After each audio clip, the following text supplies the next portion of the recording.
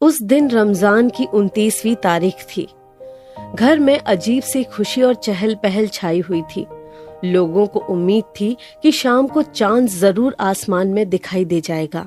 29 तारीख के चांद की रोजेदारों को कुछ ज्यादा ही खुशी होती है, क्योंकि एक रोजा कम हो जाता है। समझ में नहीं आता, जब रोजा ना रखने से इतनी खुशी होती है तो लोग रोजा रखते ही क्यों हैं। बहरहाल उस दिन घर का हर आदमी किसी न किसी काम में उलझा हुआ था। उन सब के खिलाफ हिना सुबह की कुरान की तिलावत करके पीछे बरामदे की आराम कुर्सी पर आकर बैठ गई थी। थकी थकी सी, निढाल सी, उसके दिल दिमाग सुन्न से थे। न उसमें कोई सोच थी, न ही भावना। वो खाली खाली नजरों से शून्य में ताके जा रही थी। तभी भाभी भाभी पुकारती और उसे ढूंढती हुई उसकी ननद नगमा आ पहुंची। तौबा भाभी, आप यहाँ हैं? मैं आपको पूरे घर में तलाश कर आई। क्यों, कोई खास बात है क्या? हिना ने उदास सी आवाज में पूछा। खास बात? नगमा को आश्चर्य हुआ। क्या कह रही हैं आप? कल ईद है, कितने काम पड़े हैं। पूरे घर को सजाना संवारना है, फिर बाजार भी तो जाना है खरीदारी के लिए। नगमा, तुम्हें जो भी करना है नौकरों की मदद से कर लो और अपनी सहेली शहला के साथ खरीदारी के लिए बाजार चली जाना। मुझे यूं ही तन्हा मेरे हाल पर छोड़ दो मेरी बहना। भाभी, नगमा रूठ सी गई। तुम मेरी प्यारी ननद हो ना? हिना ने उसे फुसलाने की कोशिश की। जाइए, हम आपसे नहीं बोलते। नगमा रूठ कर चली गई। हिना सोचने लगी, ईद की कैसी खुशी है नगमा को, कितना जोश है उसमें। 7 साल पहले वो भी तो ऐसी ही खुशियां मनाया करती थी। तब उसकी शादी नहीं हुई थी। ईद पर वो अपनी दोनों शादीशुदा बहनों को बहुत आग्रह से मायके आने को लिखती थी। दोनों बहनोई अपनी लाडली साली को नाराज नहीं करना चाहते थे। ईद पर वे सब परिवार जरूर आ जाते थे। हिना के भाईजान भी ईद की छुट्टी पर घर आ जाते थे। घर में एक हंगामा, एक चहल पहल रहती थी। ईद से पहले ही ईद की खुशियां मिल जाती थीं। हिना यूं तो सभी त्योहारों को बड़ी धूमधाम से मनाती थी, मगर ईद की तो बात ही कुछ और होती थी। रमजान की विदाई वाले आखिरी जुम्मे से ही वो अपनी छोटी बहन हुमा के साथ मिलकर घर को संवारना शुरू कर देती थी। फर्नीचर की व्यवस्था बदलती, हिना के हाथ लगते ही सब कुछ बदला बदला और निखरा निखरा सा लगता। ड्राइंग रूम जैसे फिर से सजीव हो उठता। हिना की कोशिश होती कि ईद के रोज घर का ड्राइंग रूम अंग्रेजी ढंग से सजा ना हो, बिल्कुल इस्लामी अंदाज से संवरा हुआ हो। कमरे से सोफे वगैरह निकालकर अलग अलग कोने में गद्दे लगाए जाते। उन पर रंग बिरंगे कुशनों की जगह हरे हरे मसंद रखती। एक तरफ छोटी तिपाई पर चांदी के गुलदान और इत्रदान सजाती। खिड़की के भारी भरकम पर्दे हटाकर नर्म नर्म रेशमी पर्दे डालती। अपने हाथों से तैयार किया हुआ बड़ा सा बैत का फानूस छत से लटकाती। अम्मी के दहेज के सामान से पीतल का पीकदान निकाला जाता। दूसरी तरफ की छोटी तिपाई पर चांदी की ट्रे में चांदी के वर्क में लिपटे पान के बीड़े और सूखे मेवे रखे जाते। हिना यूं तो अपने कपड़ों के मामले में सादगी पसंद थी, मगर ईद के दिन अपनी पसंद और मिजाज के खिलाफ वो खूब चटकीले रंग के कपड़े पहनती। वो अम्मी के जिद करने पर इस मौके पर जेवर वगैरह भी पहन लेती। इस तरह ईद के दिन हिना बिल्कुल नई नवेली दुल्हन सी लगती। दोनों बहनोई उसे छेड़ने के लिए उसे छोटी दुल्हन कहकर संबोधित करते। वो उन्हें झूठ मूठ मारने के लिए दौड़ती और वे किसी शैतान बच्चे की तरह डरे डरे उससे बचते फिरते। पूरा घर हंसी की कलियों और कह कहों के फूलों से गुलजार बन जाता। कितना रंगीन और खुशगवार माहौल होता ईद के दिन उस घर का। ऐसी ही खुशियों से खिलखिलाती एक ईद के दिन करीम साहब ने अपने दोस्त रशीद की चुलबुली और ठठाती बेटी हिना को देखा तो बस देखते ही रह गए। उन्हें लगा कि उस नवेली कली को तो उनके आंगन में खिलना चाहिए, महकना चाहिए। ईद का चांद भाग 2। अगले दिन उनकी बीबी आसिया अपने बेटे नदीम का पैगाम लेकर हिना के घर जा पहुंची। घर और वर दोनों ही अच्छे थे। हिना के घर में खुशी की लहर दौड़ गई। हिना ने एक पार्टी में नदीम को देखा हुआ था। लंबा चौड़ा गबरू जवान, साथ ही शरीफ और मिलनसार। नदीम उसे पहले ही नजर में भासा गया था, इसलिए जब आसिया से उसकी मर्जी जानना चाही तो वह सिर्फ मुस्कुराकर रह गई। हिना के माँ बाप जल्दी शादी नहीं करना चाहते थे, मगर दूसरे पक्ष ने इतनी जल्दी मचाई कि उन्हें उसी महीने हिना की शादी कर देनी पड़ी।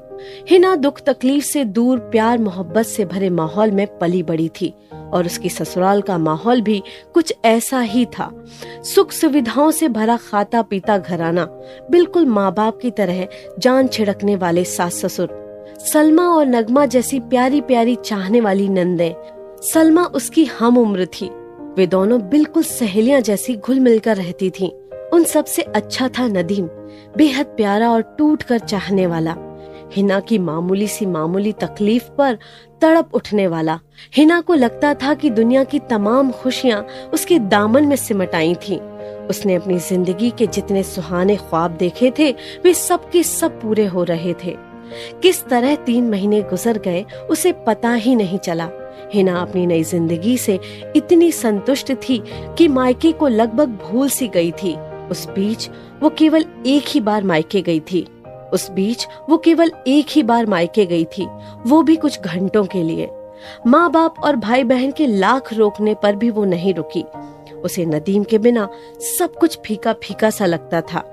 एक दिन हिना बैठी कोई पत्रिका पढ़ रही थी कि नदीम बाहर से ही खुशी से चहकता हुआ घर में दाखिल हुआ।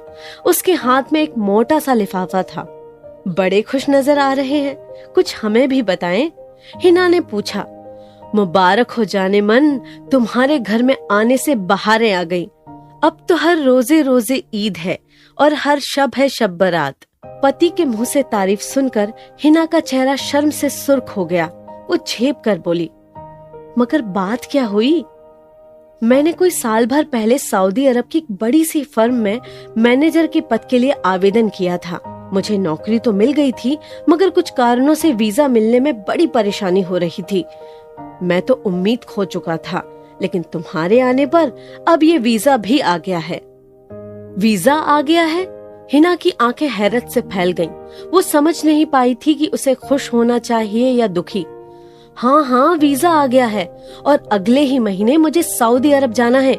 सिर्फ 3 साल की तो बात है। आप 3 साल के लिए मुझे छोड़कर चले जाएंगे? हिना ने पूछा। हाँ, जाना तो पड़ेगा ही, मगर क्यों जाना चाहते हैं आप वहाँ? यहाँ भी तो आपकी अच्छी नौकरी है। किस चीज की कमी है हमारे पास? कमी? यहाँ सारी जिंदगी कमाकर भी तुम्हारे लिए ना तो कार खरीद सकता हूँ, ना ही बंगला। सिर्फ 3 साल की तो बात है, फिर सारी जिंदगी ऐश करना। नहीं चाहिए मुझे कार, हमारे लिए स्कूटर ही काफी है। मुझे बंगला भी नहीं बनवाना है, मेरे लिए यही मकान बंगला है। बस तुम मेरे पास रहो, मुझे छोड़कर मत जाओ नदीम। हिना वियोग की कल्पना से ही छटपटाकर सिसकने लगी। पगली, नदीम उसे मनाने लगा और बड़ी मिन्नत खुशामद के बाद आखिर उसने हिना को राजी कर ही लिया। हिना ने रोती आंखों और मुस्कुराते होठों से नदीम को अलविदा किया। अब तक दिन कैसे गुजरते थे हिना को पता नहीं चलता था, मगर अब एक एक पल एक एक सदी जैसा लगता था। उफ, 3 साल कैसे कटेंगे सदियों जितने लंबे ये दिन। हिना सोच सोच कर बौरा जाती थी। और फिर ईद आ गई, उसकी शादीशुदा जिंदगी की पहली ईद। रिवाज के मुताबिक उसे पहली ईद ससुराल में जाकर मनानी पड़ी, मगर ना तो वो पहले जैसी उमंग थी, ना ही खुशी। सास के आग्रह पर उसने लाल रंग की बनारसी साड़ी पहनी जरूर, जेवर भी सारे के सारे पहने, मगर दिल था कि बुझा जा रहा था। हिना बार बार सोचने लगती थी कि जब मैं दुल्हन नहीं थी तो लोग मुझे दुल्हन कहकर छेड़ते थे, मगर आज जब मैं सचमुच दुल्हन हूँ तो कोई भी मुझे छेड़ने वाला मेरे पास नहीं। ना तो हंसी मजाक करने वाले बहनोई और ना ही वो दिल लगी करने वाला दिलबर जिसकी मैं दुल्हन हूँ। कहते हैं वक्त अच्छा कटे या बुरा, जैसे तैसे कट ही जाता है।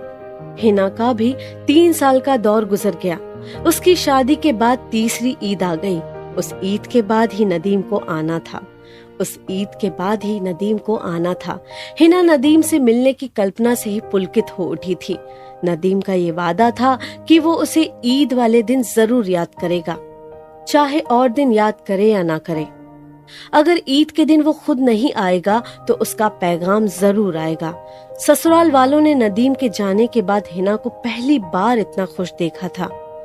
उसे खुश देखकर उनकी खुशियां भी दोगुनी हो गईं। ईद के दिन हिना को नदीम के पैगाम का इंतजार था। इंतजार खत्म हुआ। शाम के होते होते नदीम का तार आ गया। उसमें लिखा था, मैंने आने की सारी तैयारी कर ली थी, मगर फर्म मेरे अच्छे काम से इतनी खुश है कि उसने दूसरी बार भी मुझे ही चुना है। भला ऐसे सुनहरे मौके कहाँ मिलते हैं, इसे यूं ही गंवाना ठीक नहीं है। उम्मीद है तुम मेरे इस फैसले को खुशी खुशी कबूल करोगी।